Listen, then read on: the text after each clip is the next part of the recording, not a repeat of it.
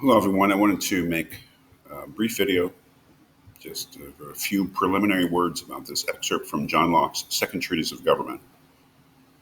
It was written in the 1600s in the 17th century, so it can be a little difficult reading, but certainly not something that is impossible to make sense of. Just to give you a little context, this was a work of political philosophy in which Locke was trying to work out some form of government, and more importantly than that, the sort of foundations of government. And what we see him trying to do in this work as a whole is to work out a political theory that does not depend upon the notion of the divine right of kings. In the European context, there's a very strong medieval idea that the head of government is sort of put there by God.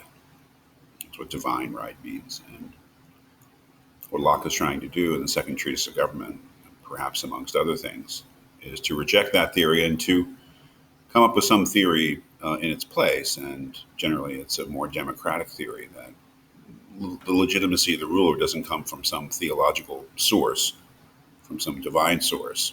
The legitimacy of the ruler comes from the people.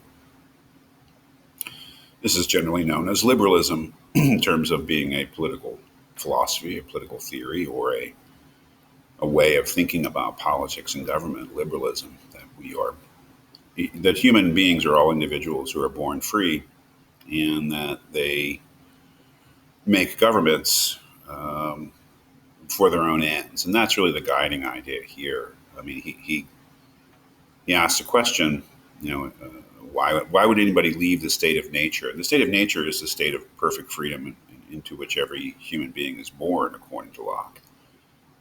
But when we voluntarily, he would say, and it must be voluntarily, somehow voluntarily, enter into a political community, we are governed by laws. And our freedom is not absolute. We have to obey the law. So the question is, why would anyone ever give up that total freedom? Why would that be a rational thing to do?